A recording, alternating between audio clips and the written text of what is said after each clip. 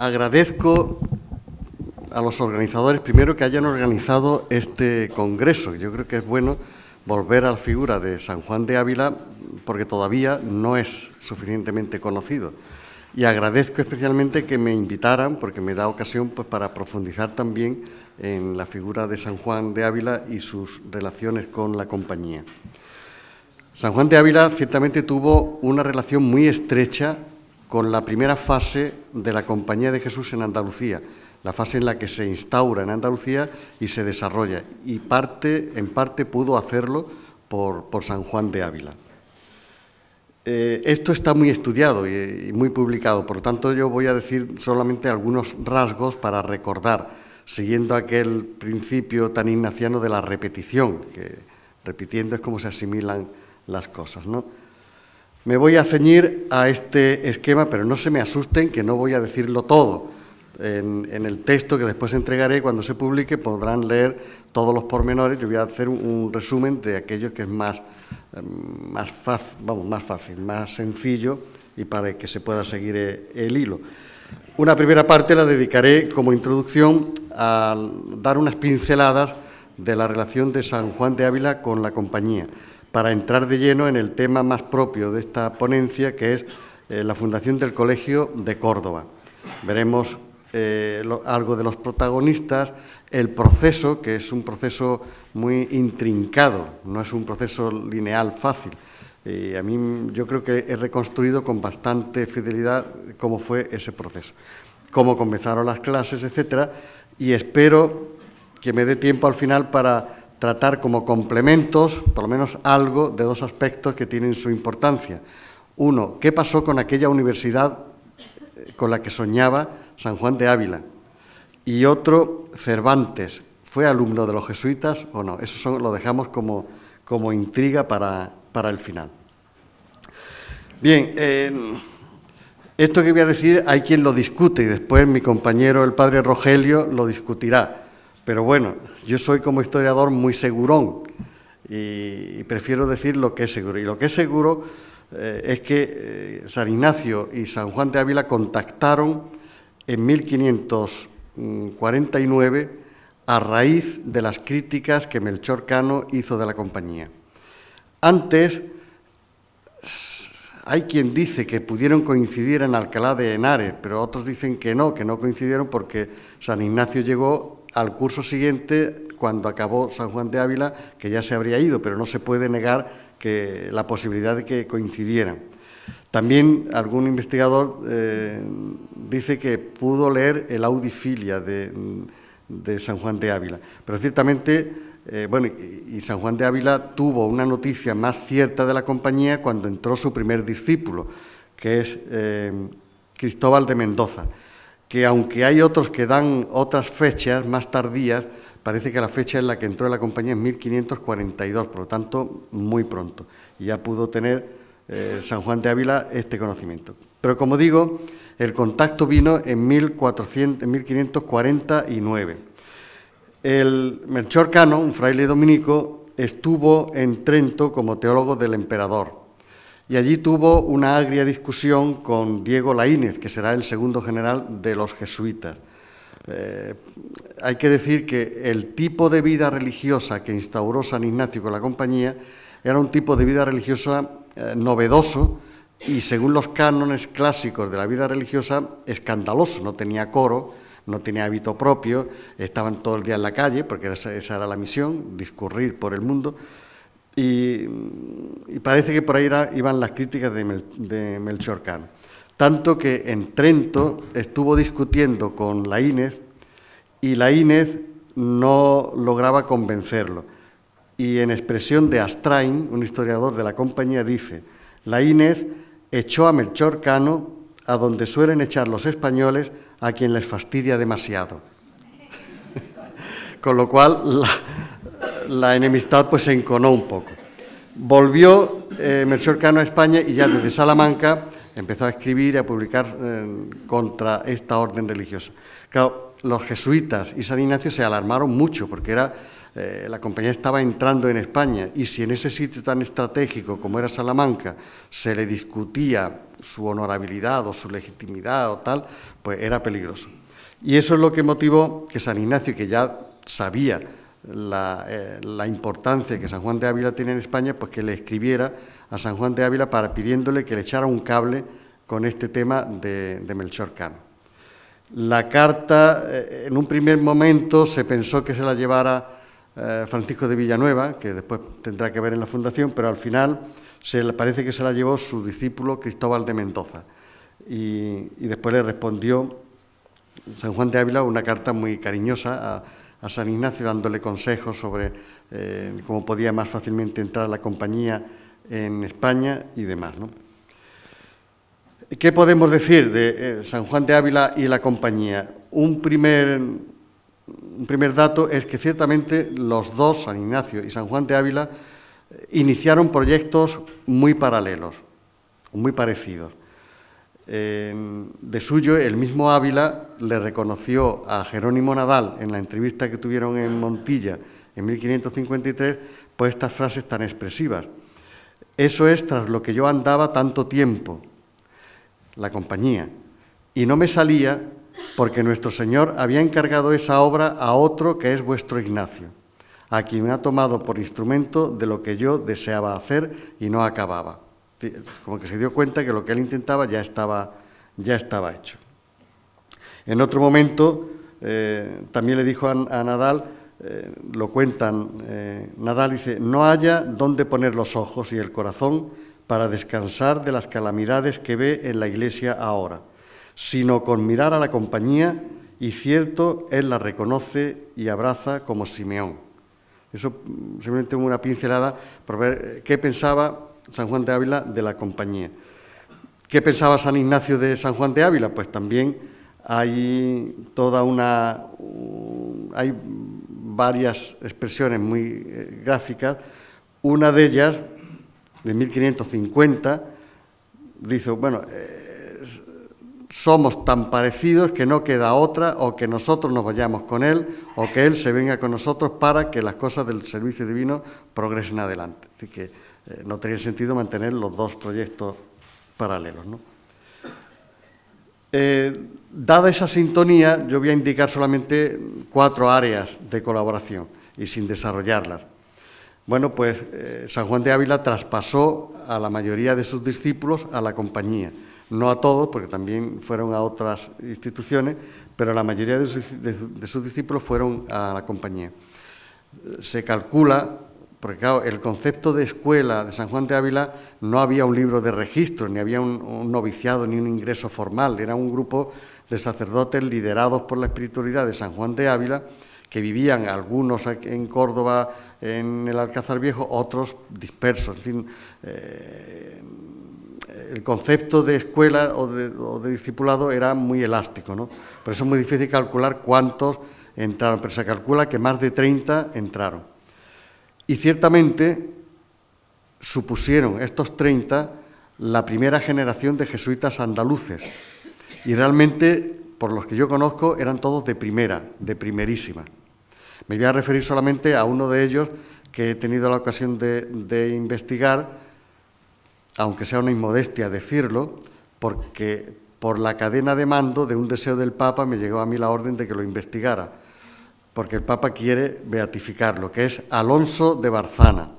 Alonso de Barzana fue discípulo de San Juan de Ávila, entró en la compañía ya mayor, pidió ir a las Indias, allí recorrió Perú, Bolivia, Paraguay, Argentina, aprendió 11 lenguas nativas y fue un factor fundamental para la evangelización de América. El Papa lo conoce de cuando Barzana estuvo en el Tucumán, en el norte de Argentina. Y bueno, ya está declarado venerable desde diciembre del 2017 y el proceso está abierto. Ya faltaría, claro, que se promueva su devoción y que pueda ocurrir un milagro. Cuando se le demuestre un milagro ya sería beato.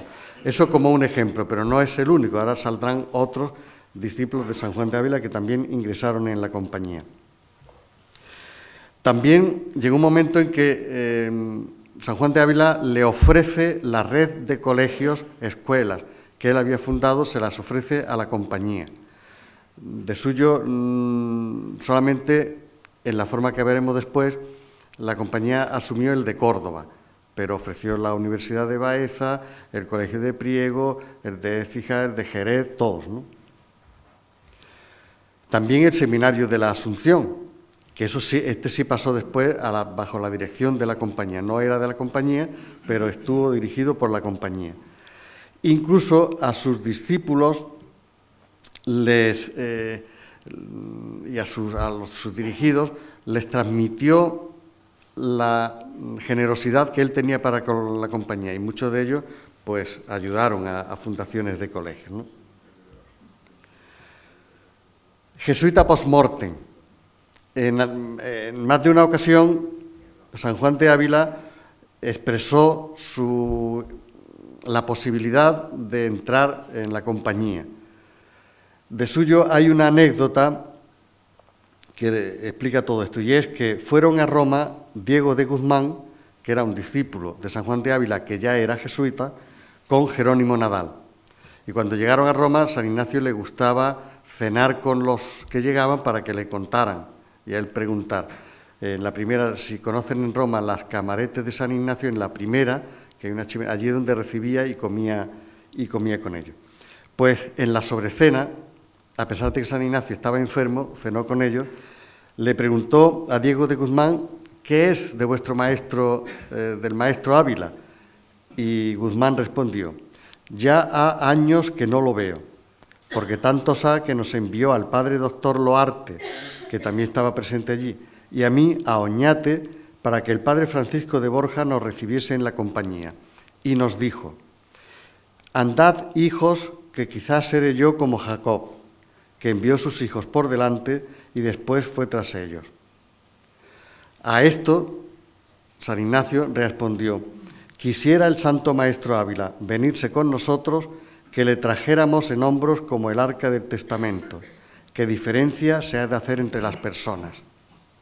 Reconociendo que si dice de entrar, vamos a recogerlo como el arca de la alianza, y no le da reparo decir que se debe hacer diferencia de las personas, y que a San Juan de Ávila se le puede traer en andas, a otros no. Entonces, no llegó a entrar en la compañía. Ahí la razón que da San Juan de Ávila es que ya se sentía mayor y enfermo y no quería ser una carga. Hay quien dice que pudo ser porque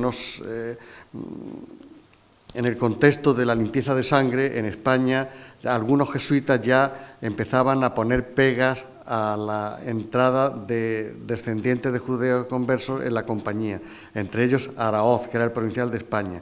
Eso a Ávila no le gustaba, él era judío converso y muchos de sus discípulos también. Bueno, y Nadal, con quien hablo mucho, también. Entonces Nadal, para demostrarle que eso no era verdad, admitió al padre Santander, que era también de origen judío converso. O sea, él no llegó a entrar.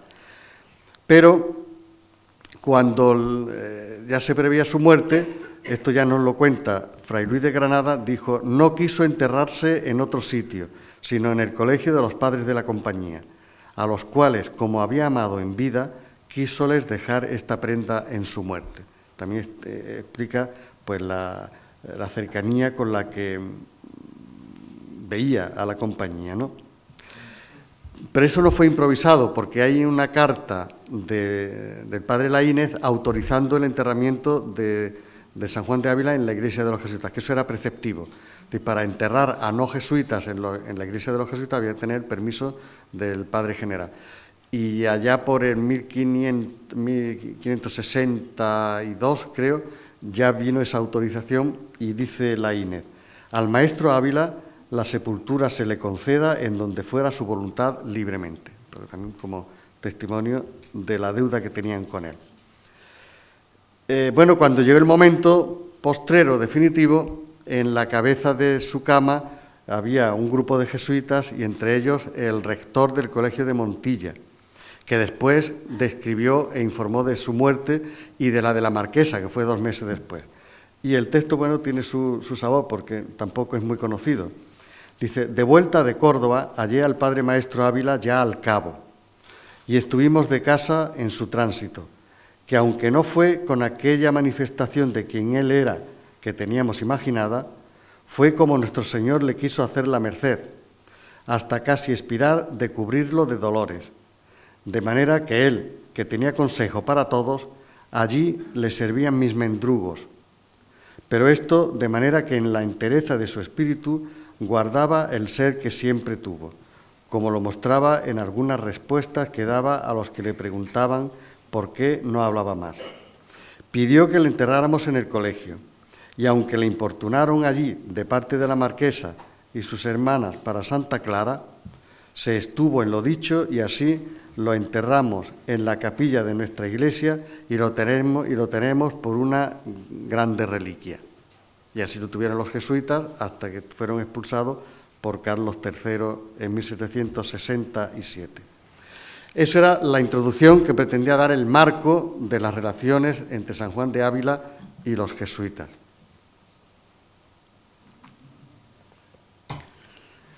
Entramos ahora, previamente ya en el proceso de fundación del colegio, que se aplica a todo lo que se ha dicho hasta ahora. En este colegio se ejemplifica todo ese tipo de relación. En primer lugar, tuvo varios protagonistas, un grupo de protagonistas de esta fundación. Intervino San Juan de Ávila, la Compañía de Jesús, el Ayuntamiento y la Casa de Aguilar.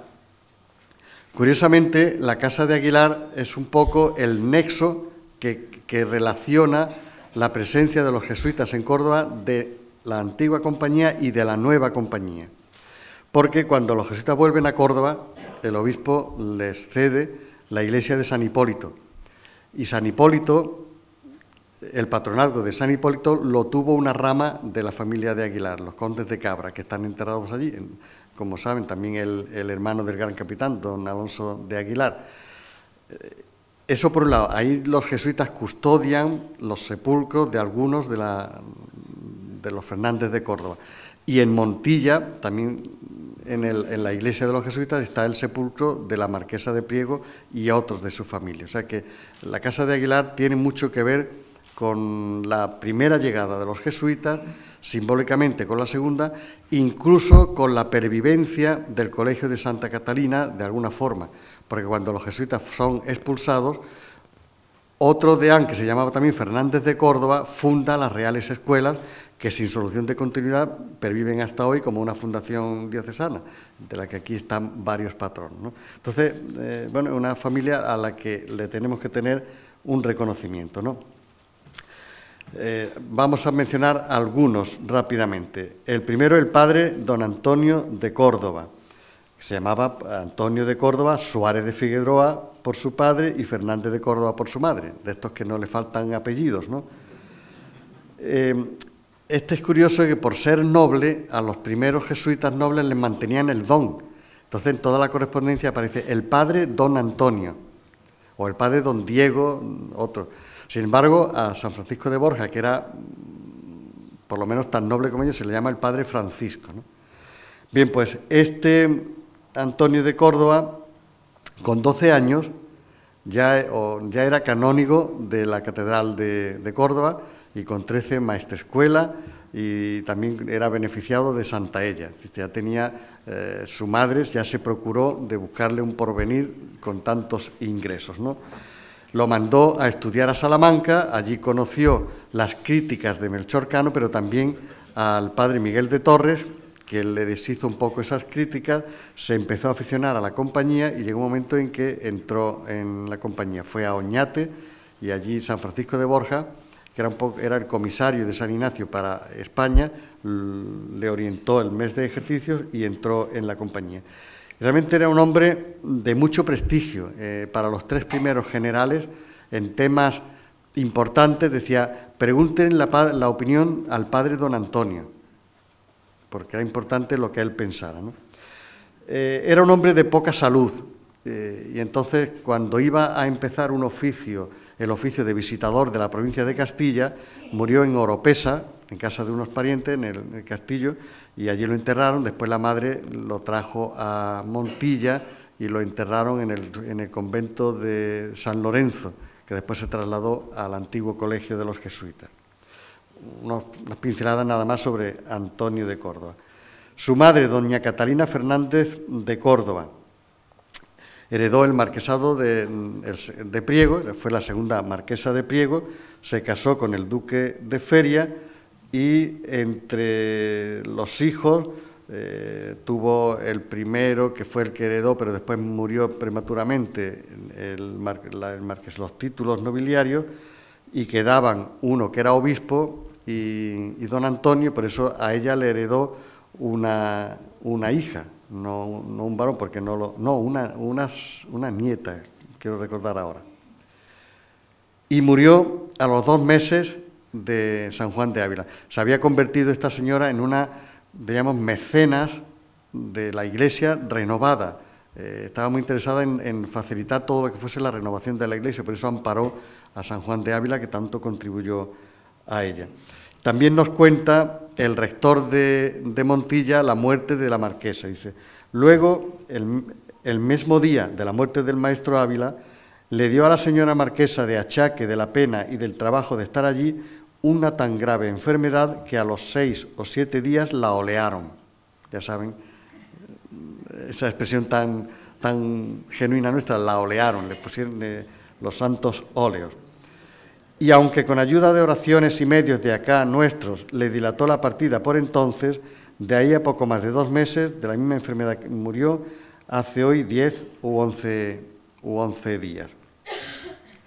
Bueno, es curioso, este es el único retrato que parece que se conserva de la marquesa de Priego, que está en la presentación, un cuadro de la presentación de Jesús en el templo, y aparecen ella y el marido como donantes, pero a unas dimensiones considerablemente inferiores al resto de los personajes.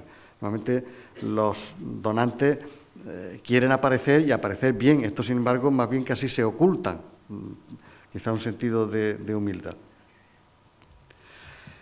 Otro personaje, el de don Juan Fernández de Córdoba. Este era también de los Fernández de Córdoba, pero de la rama de Cabra. Y probablemente fue en aquella época el señor más influyente y más rico de la ciudad de Córdoba. Era deán, abad de Rute, tenía señorío, es decir, un señor realmente muy bien instalado. De una vida que dejaba mucho que desear, porque siendo abad tenía una amante, tuvo hijos, eso era público, era aficionado al juego, por todo eso, aunque por su cuna hubiera podido llegar a ocupar alguna mitra, pues no llegó, en parte porque, bueno, hay por ahí leyendas que dicen que sí, cuando fue a opositar a una mitra se gastó todo el dinero que llevaba en juego, entonces lo perdió. O sea, era un señor muy poderoso, pero también muy del estilo también de la época, ¿no? Y era canónigo doctoral, pero cambió y en la madurez hizo gestos un poco para compensar los desvaríos de la juventud. Entre otras cosas, fundó una casa para atender a niños huérfanos y ya veremos cómo tuvo un papel muy determinante en la fundación del Colegio de los Jesuitas. Como ven, son 3 personajes de la familia Fernández de Córdoba. Vamos a ver ahora el proceso de fundación, que, como digo, es intrincado y a mí me ha llevado mi tiempo el clarificarme suficientemente. Como ven, en esta línea del tiempo se puede decir que el proyecto de colegio empieza de alguna manera en 1539. Ahora vuelvo a explicar todo esto, pero por ver la línea del tiempo. Y muy al final, es decir, antes de que empiece propiamente el colegio, se suceden 2 proyectos distintos de colegio. Uno en mayo de 1552, promovido por la propia marquesa. Y cuando ya se estaba preparando el empezar ese proyecto de colegio, surge don Juan diciendo que no, que el fundador es él. Pero eso lo dice el 23 de octubre de 1553, es decir, un mes antes de que se inaugurara. Realmente fue como muy precipitado, pero ahí están las líneas generales de este proceso. Vamos a empezar por el principio. El punto de partida. El punto de partida era San Juan de Ávila, no podía ser de otra forma. Él, como ya nos han dicho, estaba interesado y preocupado por la renovación de la Iglesia y de la sociedad, y ciertamente uno de los mejores medios, como todos los especialistas confluyen, es la educación. no solamente de clérigos, sino la educación primaria, que después posibilita otros niveles. Entonces ya había puesto en marcha en 1539 un colegio en la Colación de Santiago, por la Puerta de Baeza, probablemente por la calle Siete Revueltas. Pero quiso desde el principio, para darle continuidad y seguridad, quiso involucrar al ayuntamiento, y ya en 1540 se presenta en el ayuntamiento y dice: mire usted, señor, yo tengo intención de fundar unos estudios generales, una universidad, para lo cual yo aporto mi beneficio de Santaella, pero les pido que ustedes den algo. Al principio el ayuntamiento prometió 100.000 maravedíes de unos baldíos, pero los responsables de esos baldíos no lo aceptaron, apelaron al rey y aquello se quedó en agua de borrajas. Pero él siguió insistiendo al ayuntamiento, hizo otra petición, hasta que en un momento determinado el ayuntamiento sí le concedió 550.000 maravedíes de las ganancias de un tipo de impuesto que se pagaba entonces. Se lo prometió. Y ya llegó un momento en que él, puesto que se lo habían prometido, dice: bueno, pues dénmelo o páguenle al maestro que está en esta escuela. Y así ya, de alguna forma, garantizaba la permanencia del colegio financiado por el ayuntamiento.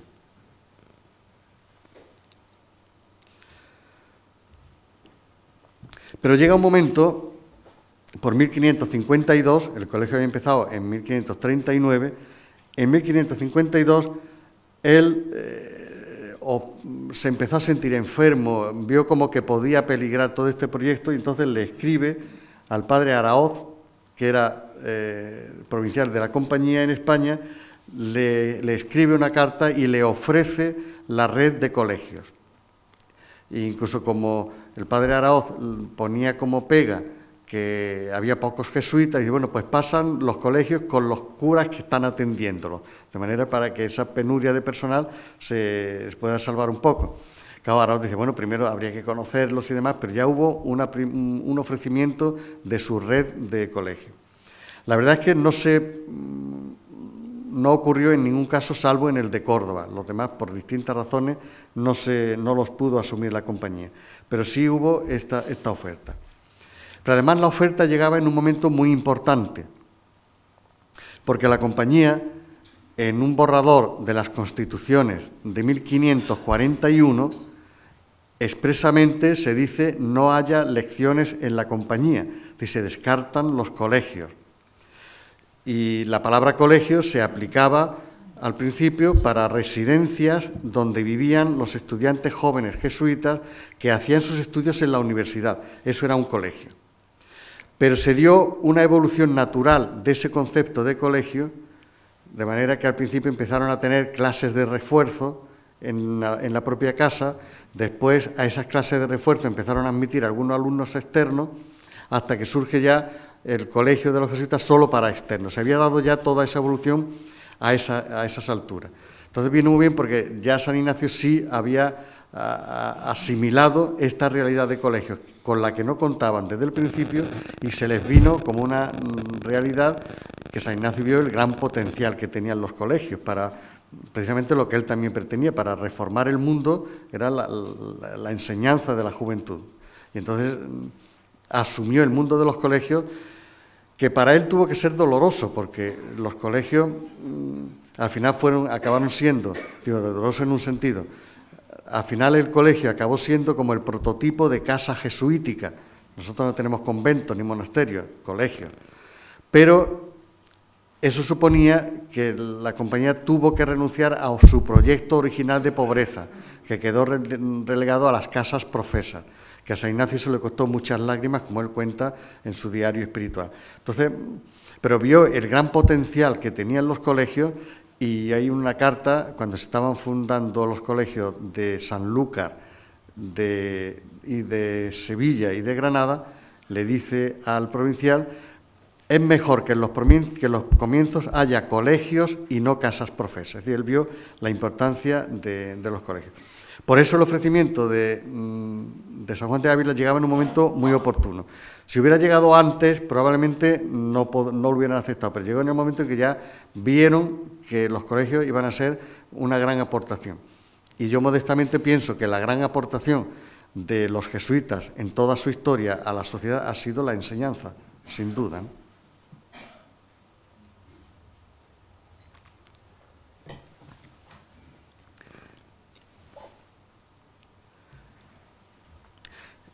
Bien, esa era la base sobre la que se montan el Colegio de Córdoba, el Colegio de Don Antonio. Paralelamente al ofrecimiento que hace San Juan de Ávila, claro, San Juan de Ávila lo ofrece sus colegios cuando él ya sabe que ha entrado en la compañía su discípulo Antonio de Córdoba. Y ya sabe que Antonio de Córdoba desde el principio también concibió la idea de un colegio. Y entonces probablemente pensó San Juan de Ávila en fusionar esos dos proyectos. Y don Antonio de Córdoba desde el principio ofrece un colegio y como tenía tantos beneficios, ofrecía sus beneficios para financiar ese colegio. Le escribe a la madre lo apoya, incluso le pide, bueno, dime cuántos jesuitas tendrían que vivir ahí y cuánto costaría mantenerlos, porque ella pensaba apadrinar ese colegio también, ¿no? La marquesa veía más, es decir, no solamente le interesaba la educación de los niños, sino que ella esperaba que el Colegio de Córdoba sirviera un poco para regenerar la iglesia cordobesa. Quizás estaba pensando en su pariente don Juan de Córdoba. Entonces en una carta dice, lo que deseo, bien lo sé, lo tenía muy claro, que es que aprovechen mucho y verlos, a los de la compañía, en esta tierra, y muy juntos con la iglesia de Córdoba, que ha más menester que entrase la cristiandad en ellos que en ninguna otra parte. A ver si la iglesia pues aprende y se regeneran un poco. Bien, la marquesa ofrecía para ese colegio unas casas que tenía en Córdoba, que eran las casas del agua, que a mí me han dado muchos quebraderos de cabeza. La describe, bueno, eran unas casas en la ciudad de Córdoba, en el Alcázar Viejo, que se llaman casas del agua, etcétera, etcétera. Hay quien ha identificado a estas casas del agua como la Casa de las Pavas. En concreto, Sala Balús lo hace y lo hace Ramírez de Arellano también. Pero otros historiadores, como Juan Aranda Doncel, dice que no es posible, en parte porque en la fachada tiene la fecha de año 1597. Y en ese año la Casa de las Pavas, la Casa del Agua, pertenecía todavía a la marquesa, hasta 1620. Entonces no se explica cómo en 1597, si era esta la casa de la marquesa, tenía en la portada unos escudos que no tienen nada que ver con los de la casa de Aguilar. Entonces no se sabe cuál era la casa del agua, pero sí después nos volverá a aparecer. Esto un poco como anécdota local, ¿no? La marquesa, claro, tenía muchas dificultades financieras, en parte por las deudas que había heredado del levantamiento de los nobles andaluces contra Fernando V, que le mandó pagar una serie de dinero y no tenía muchos recursos. Y por eso, desde el principio, ella pensó que la fundación tenía que apoyarse principalmente sobre los beneficios de don Antonio. Ella ayudaría con la casa y algunas otras cosas, pero no tenía más para dar más financiación. San Ignacio aprueba el proyecto el 27 de enero de 1553 y quedaba pendiente la permutación de los beneficios para convertirlo o en beneficios simples o en otro tipo de rentas más factibles y más fáciles para el colegio. El ayuntamiento ofrece también contribuir al proyecto, puesto que ya se lo había ofrecido a San Juan de Ávila, y San Juan de Ávila de alguna forma le pide que lo que le había prometido a él se lo dé a ese proyecto de colegio. Y bueno, hubo un cabildo muy importante el 21 de abril de 1553, donde se dio un debate que es muy actual, porque allí debatieron los regidores si se podría dar, dicho con términos anacrónicos entonces, pero con terminología actual, si se podría utilizar dinero público para una institución privada. El primero que habló, que era Luis Páez de Castillejo, venía a decir eso, que Dice, bueno, ¿cómo que ahora? Porque hasta ahora se habían hablado de unas escuelas públicas o estudios generales. Dice, bueno, ¿cómo que ahora viene la idea de un colegio? Dice, no es bueno que de los fondos públicos se haga algo propio para los jesuitas.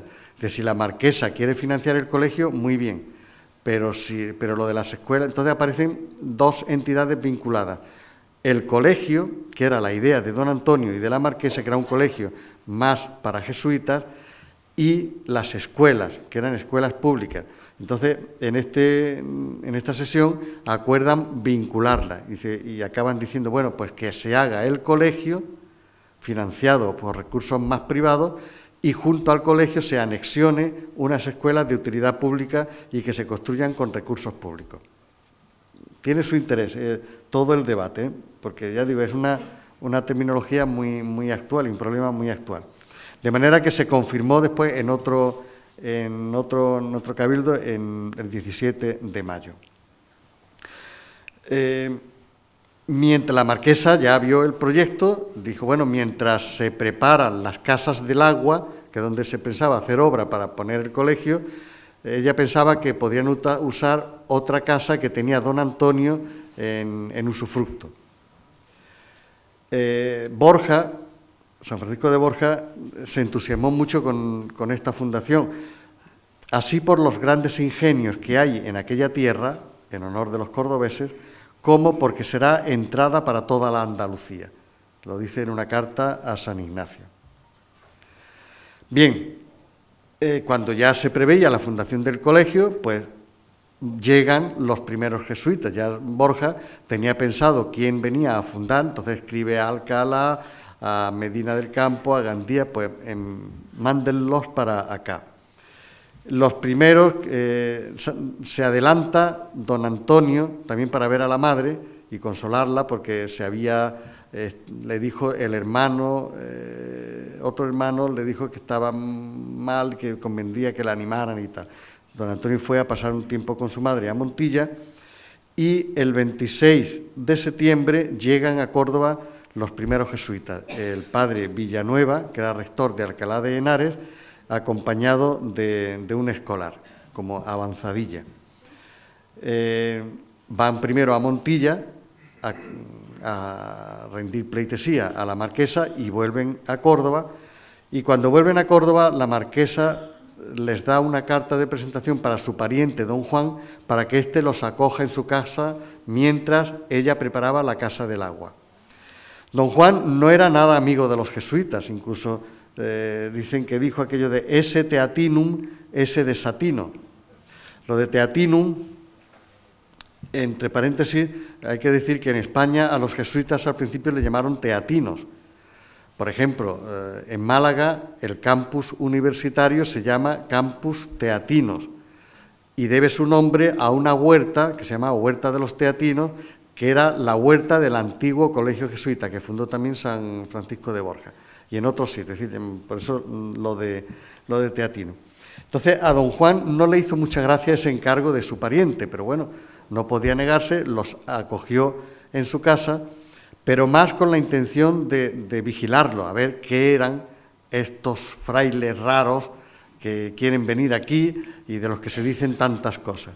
Y llegó a tanto que los espiaba por la noche, por el ojo de la cerradura, a ver qué hacían. Y el hombre, bueno, llegó un momento en que tuvo que vencer sus prejuicios, porque los veía siempre o rezando, eso dicen también las crónicas un poco agiográficas, o los veía o rezando o estudiando y leyendo. Entonces empezó a cambiar el parecer.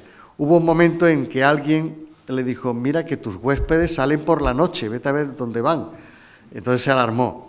Pero después se supo que salieron porque le avisaron que un moribundo, que no habían consentido confesarse con nadie, estas historias edificantes que se cuentan.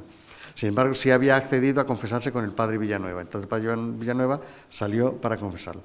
Y ya pues, desde entonces quedó rendido don Juan a los jesuitas. El 13 de octubre, el mismo Villanueva va al ayuntamiento, como era un partener en esta sociedad que se estaba creando, para presentarse al ayuntamiento, les habla de la compañía y tal.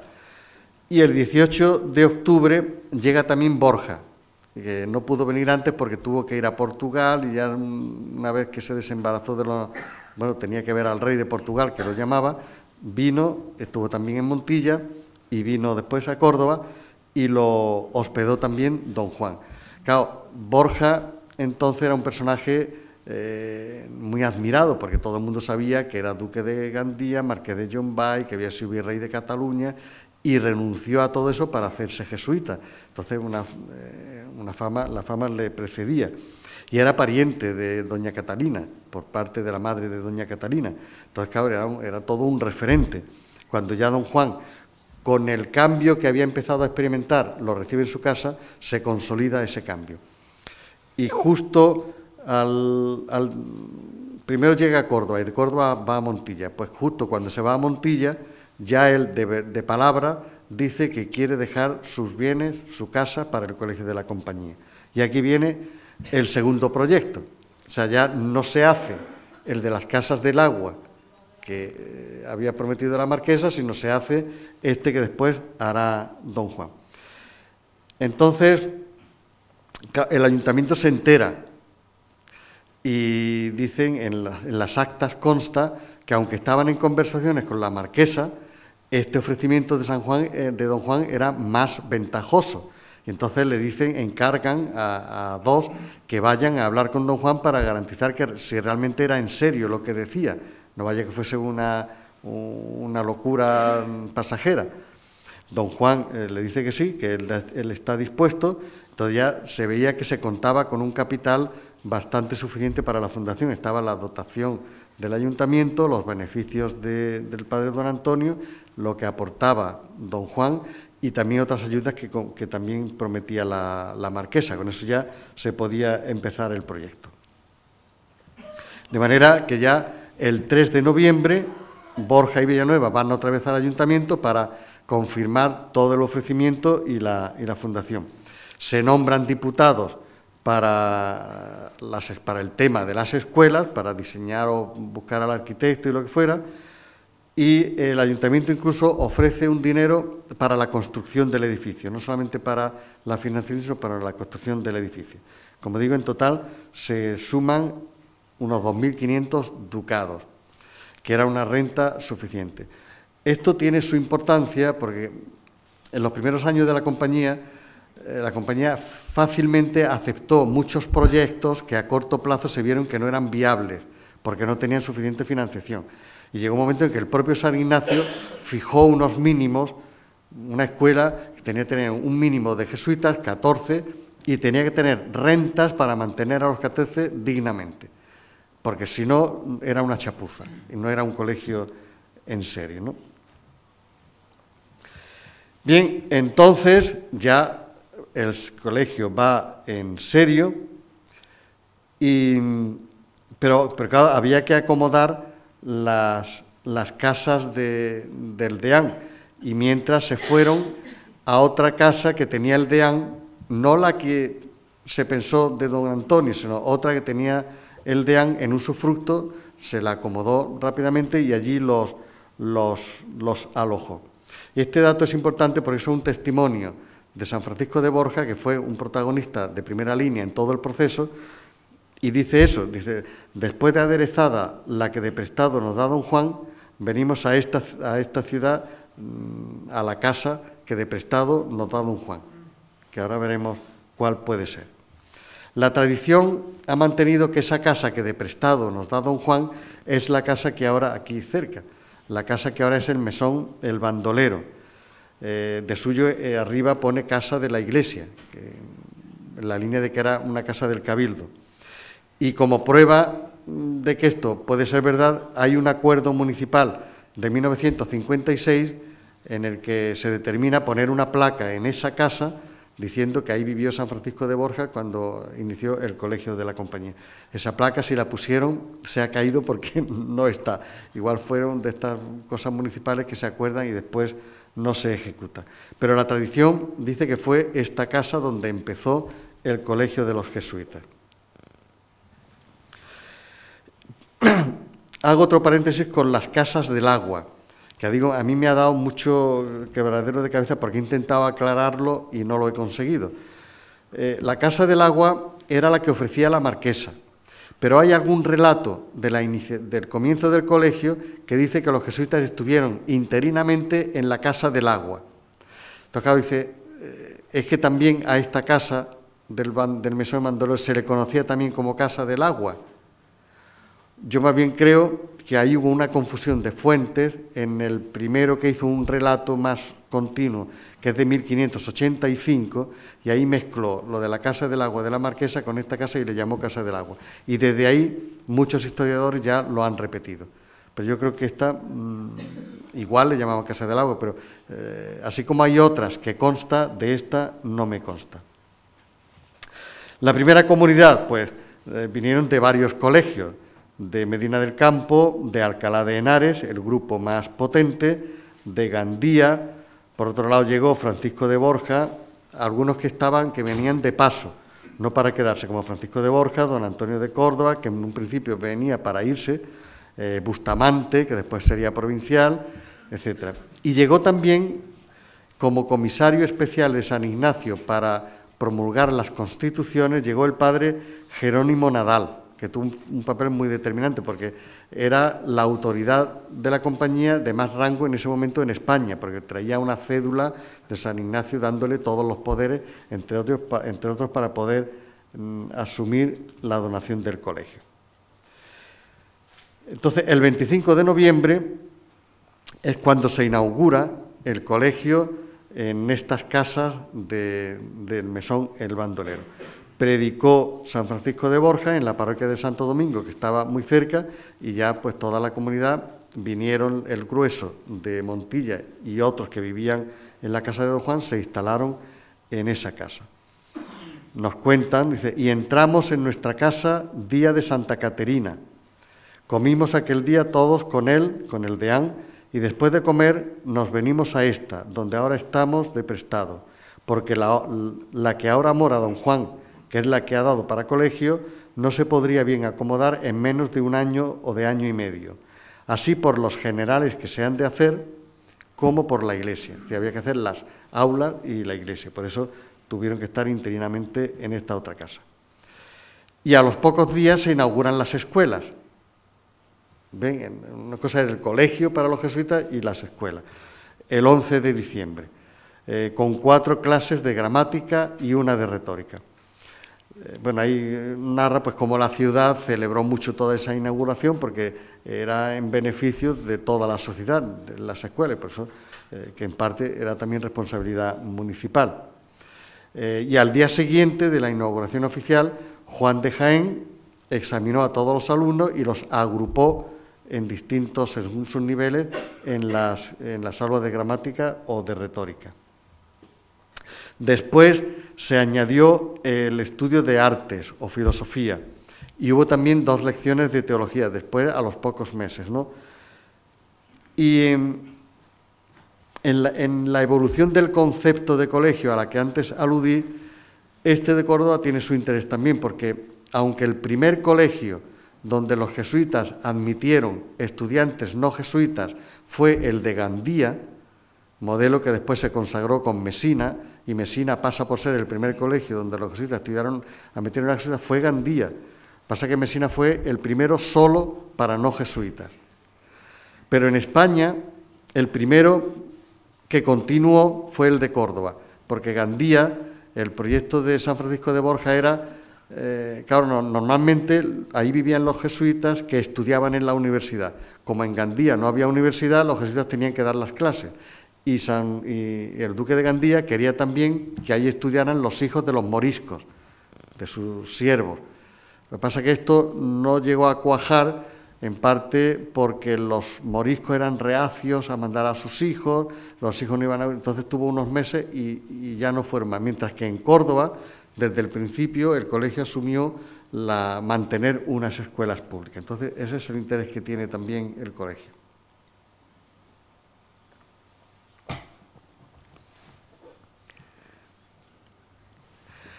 Bien, la visita de Nadal ya dijo que vino para promulgar las constituciones, pero también supuso un momento muy crítico para el colegio, porque Nadal en un momento determinado se entera de que don Juan tiene una amante en una de sus casas y de la que tenía hijos.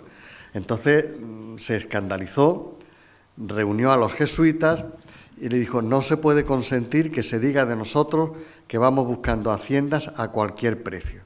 De manera que una de dos: o convencen a don Juan para que deje esa vida, o tenemos que renunciar a la donación. Y lo convencieron. Entonces sacó a su mujer de su casa, la metió en un convento y ya se pudo... La pobre, ¿qué culpa tenía? Y así pues se pudo solventar la situación. Y ya Nadal, ya el colegio funcionando, nombró primer rector a don Antonio de Córdoba, con 26 años, y bueno, cuando llegó don Antonio de Córdoba a Córdoba todavía era novicio. Hizo los votos, se los tomó Nadal por enero, y una vez que hizo los votos lo dejó nombrado rector y él siguió a su periplo con las constituciones. Rápidamente voy a aludir al convenio que hicieron entre don Juan de Córdoba, el ayuntamiento y la compañía, muy orientado por San Juan de Ávila, que era el convenio para la fundación del colegio, que después sería universidad. Se firmó el 24 de enero de 1554 en las casas provisionales. En él, pues muy prolijo, muy largo, pero bueno, don Juan se comprometía a donar sus casas principales, otras casas que tenía junto a ella, se comprometió a construir la capilla mayor, el retablo y la reja, a dar una serie de ornamentos de vasos sagrados, también dio otros donativos para la iglesia y una biblioteca de 300 libros. Hay muchas más cláusulas, pero es muy prolijo decirlas todas. Esto es lo más importante. Y este documento se firmó ante el notario Alonso de Toledo, padre del futuro cardenal Francisco de Toledo, jesuita también. O sea, todo tiene su vinculación. Cuando ya las casas de don Juan estuvieron preparadas, pues entonces se tomó posesión de ellas, hubo una procesión desde la casa provisional hasta la definitiva por las calles las cubrieron de verde, como se hacen esas cosas solemnes. Salió cada jesuita escoltado por dos autoridades de Córdoba, haciendo todo el recorrido. Cuando llegaron a las casas del deán, los esperaba el deán, que se puso de rodillas. Cuando llegó el provincial también se puso de rodillas, lloraron de emoción todos. Después hubo un acto académico, la casa se había preparado con todos los oropeles del mundo, hubo una predicación, etcétera. Y bueno, también es interesante que hubo ya actuación de alumnos, que esto era muy propio de la pedagogía jesuítica. Hubo una especie de diálogo edificante de 4 alumnos que hablaban uno pues del bien que se haría con el colegio y demás. Incluso hubo una obra de teatro, Ascolastus, dirigida por Pedro Pablo de Acevedo, también discípulo de Ávila, jesuita, y es uno de los mejores representantes del teatro escolar jesuita, este Pedro Pablo de Acevedo. En este acto predicó un jesuita, el padre Alonso de Ávila, conocido como el padre Basilio, porque era un gran predicador, que estaba en Sevilla y vino de Sevilla para predicar. Pero algún historiador, aquello del padre Ávila, lo identificó con San Juan de Ávila y dice que predicó San Juan de Ávila, pero no, consta que quien predicó era el padre Alonso de Ávila. Entre otras cosas, nos lo cuenta Martín de Roa, que se lo oyó a un sobrino de él que estuvo presente en esa inauguración. Entonces, bueno, simplemente para aclarar que era el padre Alonso de Ávila. Quedaba la construcción de las escuelas, es decir, la casa estaba preparada, se acomodó como se pudo para vivir los jesuitas y para dar las clases en unos sitios provisionales, porque faltaba la construcción de las escuelas, que iban con cargo al ayuntamiento. Se construyeron en una parte, yo creo que sería donde ahora está la fachada del colegio, que era un poco el patio delantero de la casa de don Juan. Por la descripción parece, y probablemente era el mismo edificio, que después se haya reformado. Eran 2 plantas, con 3 aulas en cada planta y con un pasillo amplio y con ventanas a la calle. Se construyó desde junio de 1555 a agosto de 1556, más de un año. Ya una vez, cuando se acabó el edificio, pues ya el colegio estaba completo, ¿no? Vamos a los apéndices. ¿Qué ocurrió con la universidad? Como hemos visto, la universidad se contemplaba en el convenio que firmaron la compañía, don Juan de Córdoba y el ayuntamiento. Las cláusulas también son muy prolijas. Se dice que tendría teología, artes, también leyes y medicina, que los jesuitas tendrían que poner los profesores de todas las enseñanzas menos de medicina y de leyes, que no los pondría la compañía, pero los nombraría el rector, y nadie podría discutirle el nombramiento que hiciera, es decir, un nombramiento libre por parte de la compañía. Nadal consiguió que se incluyera una cláusula, porque claro, tenían mucho miedo de comprometerse a más de lo que después pudieran ofrecer. Entonces logró que se introdujera una cláusula que diría que una vez que estuviera acabado el colegio, la compañía no haría más de lo que pudiera. Es decir, no se obligaba a nada en concreto, sino según pudiera en las circunstancias. San Ignacio asumió este proyecto de universidad también, lo dice en una carta.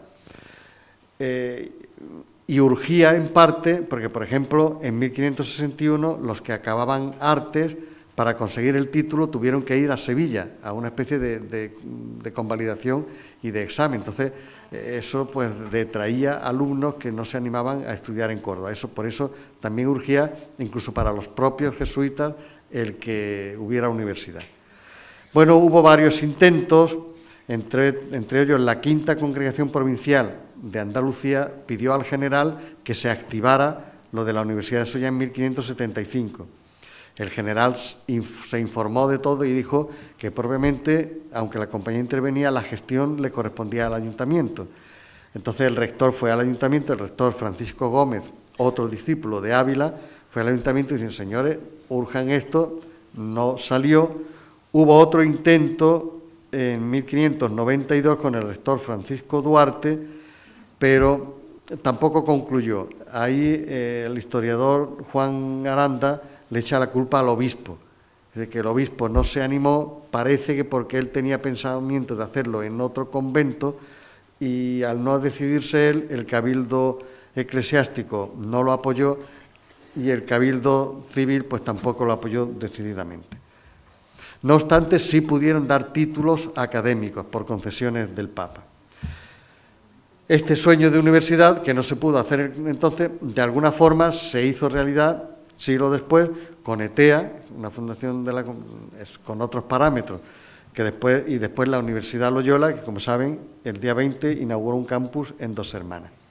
Rápidamente a la hipótesis de Cervantes. Cervantes, entre los historiadores, hay una hipótesis que se admite como verosímil porque no se puede probar, y es que de 7 a 17 años asistió a las escuelas de jesuitas de Córdoba y de Sevilla, es decir, de 1554 a 1564. Entonces se piensa que cuando el colegio de los jesuitas se inauguró en la sede definitiva, en las casas de don Juan, uno de los alumnos que iniciaban era Cervantes. ¿Y de dónde se saca esto? Ya digo, no hay una prueba, pero sí hay argumentos que pueden converger. Uno de ellos es que en el Coloquio de los Perros tiene una descripción de la pedagogía jesuítica que no se explica a nadie que lo haya escrito a alguien que no la hubiera experimentado. Porque parece que está en un aula describiendo, como ya saben que el diálogo de los perros son dos perros que acompañan a sus amos, que entran en las clases, y ellos en la puerta comentan lo que oyen. Pues ese texto no se explica sin que hubiera experimentado la enseñanza de los jesuitas. Así lo asumen como Luis Astrana y otros. El documento que más, no prueba, pero más casi prueba, es que el abuelo de Cervantes tenía mucha relación con don Juan de Córdoba. Tanta que don Juan de Córdoba, las casas principales que él tenía, ya se las había donado a su hijo mayor. Y al prometérselas a la compañía, tuvo que quitárselas y darle otras cosas. Pues el documento mediante el cual notarialmente le quita esa donación a su hijo y para entregarse a la compañía, en ese documento firma como testigo el abuelo de Cervantes. Entonces se piensa que si Cervantes estuvo en Córdoba en edad de estar escolarizado, se sabe que estuvo escolarizado, y el padre, el abuelo, era muy amigo del fundador del Colegio de los Jesuitas, y el Colegio de los Jesuitas estaba, lo más probable es que estudiara en este colegio. Y cuando se fue a Sevilla, estudiara también en el de Sevilla. Y les dejo con este texto, que es donde describe la pedagogía jesuítica. Y con esto acabo, y me perdonan los minutos. Dice, el texto es muy bonito.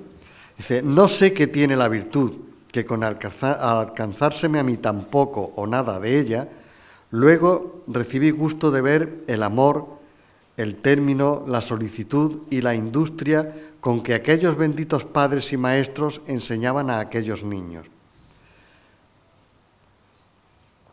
enderezando las tiernas varas de su juventud, porque no torciesen ni tomasen mal siniestro en el camino de la virtud, que juntamente con las letras se mostraban. Consideraba cómo los reñían con suavidad, los castigaban con misericordia, los animaban con ejemplos, los incitaban con premios y los sobrellevaban con cordura, y finalmente cómo les pintaban la fealdad y horror de los vicios y les dibujaban la hermosura de las virtudes, para que aborrecidos de ellos y amadas ellas, consiguiesen el fin para que fueron criados. Los que conocen algo de espiritualidad ignaciana saben que aquí está todo el principio y fundamento, por lo tanto todos los ejercicios. Y perdón porque me he abusado de su paciencia y ya no les canso más. Muchas gracias.